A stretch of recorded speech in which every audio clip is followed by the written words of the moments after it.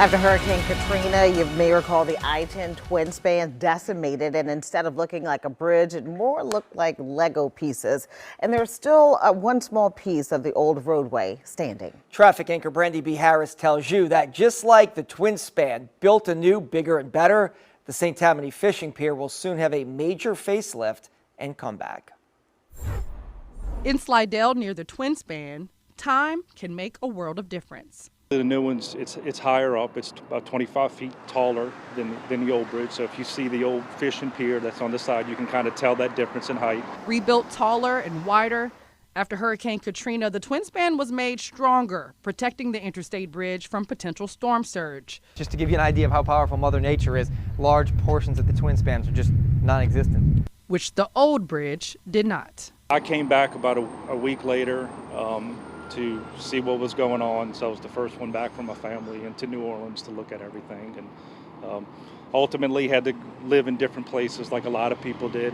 While crews worked 24-hour days, engineer Stephen Harity was there to rebuild the bridge while also rebuilding his own life. I think it helped. There's just so much chaos, and you're trying to figure out what's happening now, what your future's looking like, but to have something to focus on that kind of for the greater good, obviously, like to get that bridge open was important to the region.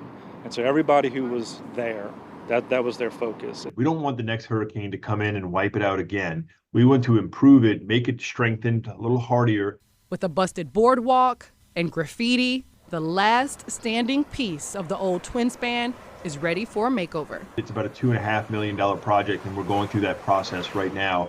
But our goals are that this is going to be strengthened, and once the storm comes through, once it's time to reopen it, we can reopen it. The fishing pier was heavily damaged in Hurricane Ida back in 2021.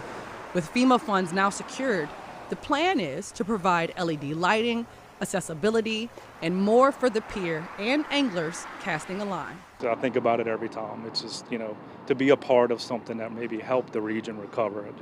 I think anybody who lives here to be able to be a part of something like that, just a moment of pride. And unfortunately, it's not something I would have liked.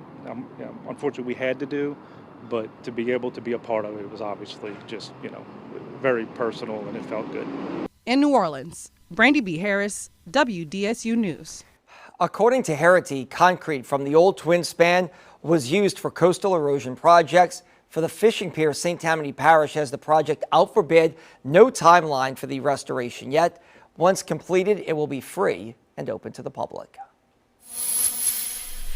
You have kids on the East Bank of New Orleans coming to school on the West Bank of New Orleans and vice versa. It has absolutely lost the nostalgia of neighborhood community. The kids crisscrossing across town, the education landscape has changed in the 20 years since Hurricane Katrina. That's right. From charter school takeovers to legacy schools that never came back, Class of Katrina examines how the storm forced campus shakeups and how the devastation